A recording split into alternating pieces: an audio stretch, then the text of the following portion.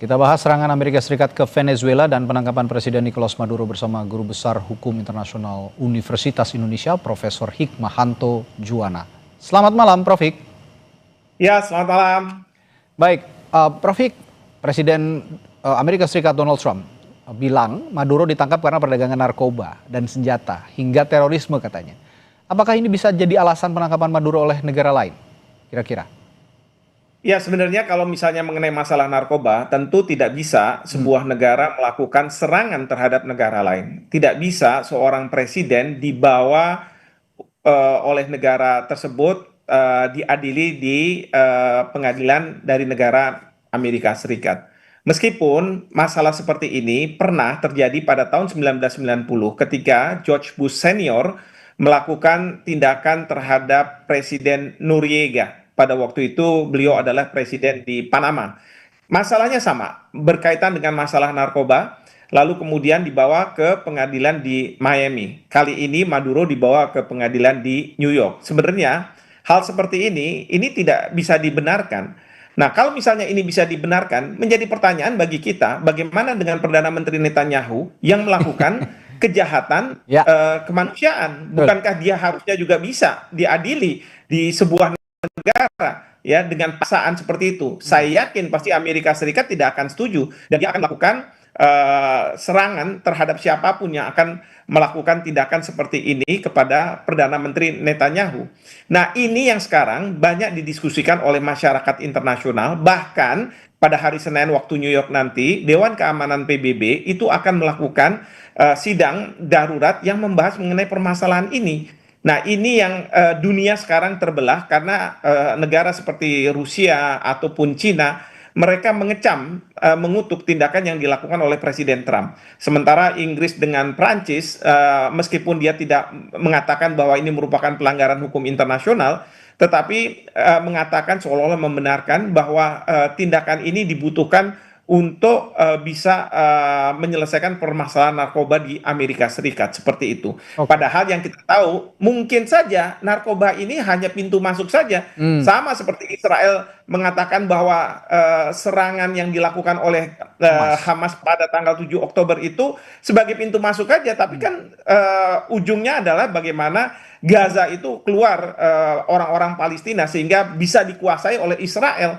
Nah, ini yang dilakukan oleh Amerika Serikat juga karena Presiden Trump sudah dengan secara tegas mengatakan bahwa dia akan mengundang perusahaan Amerika, perminyakan Amerika terbesar, lalu kemudian memasukkan dana Ya. ke sana, dan ujung-ujungnya kan adalah nantinya minyak itu akan dijual ke Amerika Serikat. Hmm. Nah, permasalahan dan kesalahan dari Presiden Trump adalah dia tidak memunculkan yang disebut sebagai puppet government, ya, pemerintahan boneka yang sebenarnya adalah orang-orang setempat yang dimanfaatkan oleh Amerika Serikat. Tetapi Amerika Serikat, Presiden Trump sendiri mengatakan bahwa saya sendiri yang akan memerintah, katakanlah Venezuela. Mana mungkin dalam konteks hukum internasional, dalam negara-negara berhubungan satu sama lain, pemerintah satu negara itu akan menjadi pemerintah negara lain.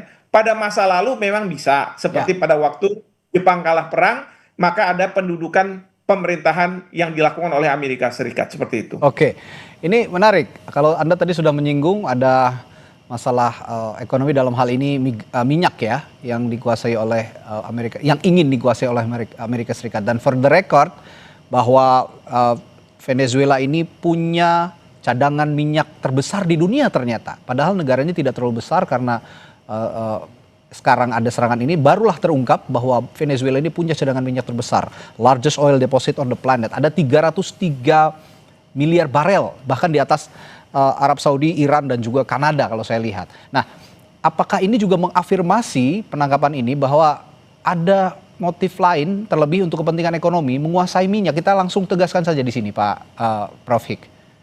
Ya, bisa jadi seperti itu, dan seperti tadi saya katakan Presiden Trump sudah secara terbuka mengatakan bahwa akan ada perusahaan minyak Amerika Serikat yang diundang oleh dia untuk menginvestasikan dana sehingga menurut dia bahwa nanti hasilnya akan untuk rakyat Venezuela. Padahal kan sebenarnya hasilnya itu kan nggak langsung minyak itu kemudian menjadi uang, Oke. harus dijual. Nah, pertanyaan dijualnya ke siapa? Ya tentu ke perusahaan, ke Amerika Serikat. pada saat sekarang ini kan Amerika Serikat membutuhkan minyak sama seperti Uni Eropa. Kalau misalnya Rusia masih berperang dengan Ukraina, memangnya dari mana Uni Eropa itu akan mendapatkan pasokan minyak itu? Ya memang ada dari Timur Tengah, tapi itu akan mahal ketimbang katakanlah dari Rusia seperti itu.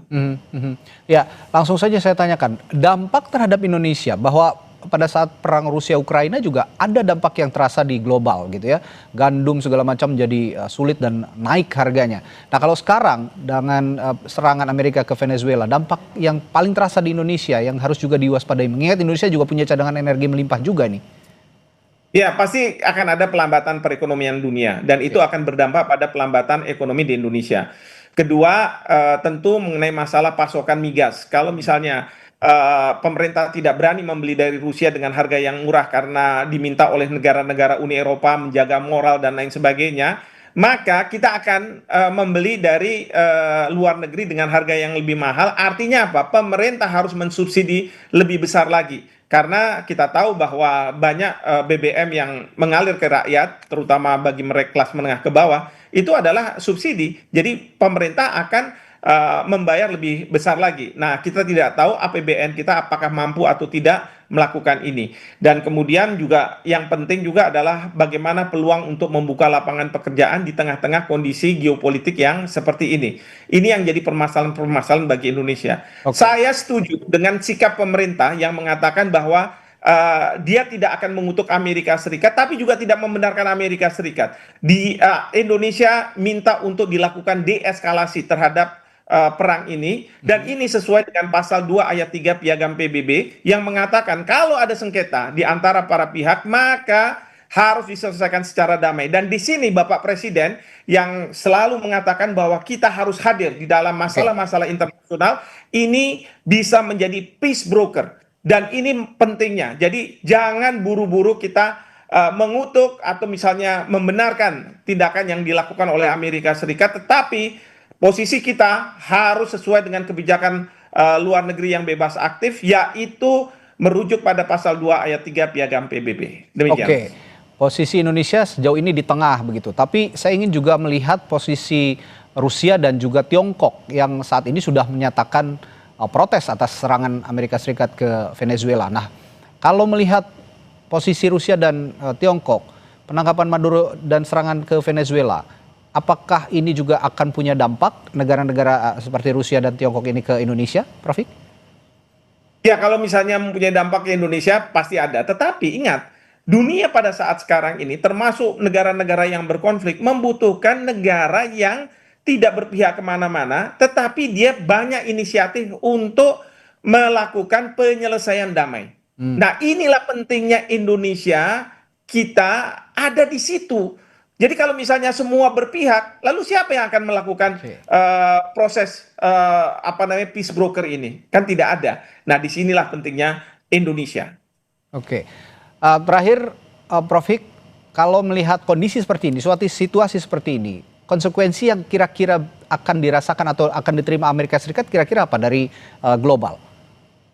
Yang pertama adalah selama ini yang Amerika Serikat selalu dengung-dengungan bahwa kita harus tunduk pada hukum internasional dan sebagainya, udahlah, itu nggak usah didengar lagi.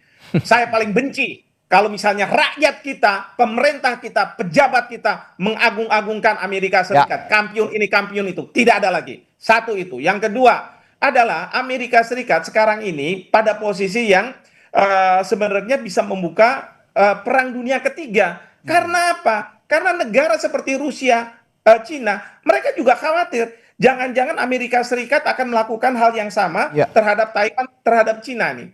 Jangan-jangan Amerika Serikat melakukan hal yang sama terhadap Ukraina. Jadi mereka-mereka ini akan bersikap tegas.